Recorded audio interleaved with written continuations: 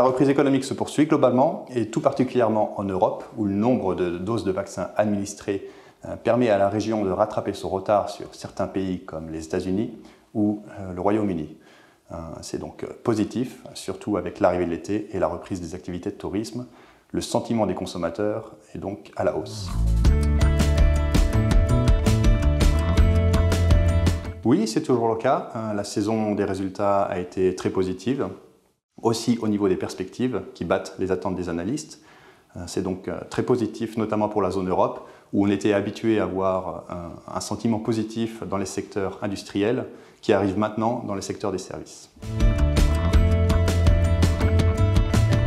Les bourses sont particulièrement sensibles aux attentes sur l'inflation et on a pu observer une certaine surprise au niveau de l'inflation qui est venue plus haute que prévu, notamment aux États-Unis où les prix à la consommation ont augmenté de 4,2% comparé à l'année dernière, ce qui est un plus haut observé sur les 10 dernières années.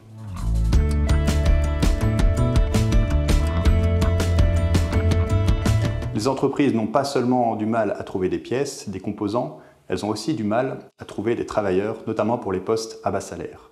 La Chambre du commerce américaine vient justement de qualifier ce phénomène de crise économique nationale. Au niveau politique, on pointe du doigt les chèques de stimulus et les aides supplémentaires au chômage qui ont été données pendant la crise. Celles-ci commencent déjà à être retirées, surtout dans les États républicains.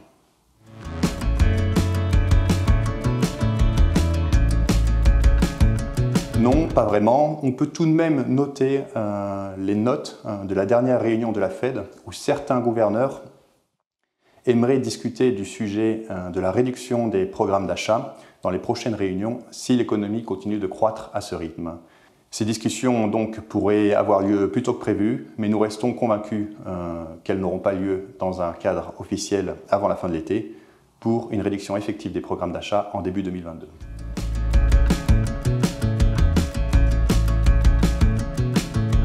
Pour ces raisons, nous pensons que malgré des valorisations qui peuvent paraître aux yeux de certains relativement élevées, le support des banques centrales reste infaillible. Les perspectives économiques sont bonnes, toujours en Europe, c'est pour ça que nous restons surpondérés en actions, notamment sur cette région, mais aussi au marché émergent qui offre des valorisations attractives.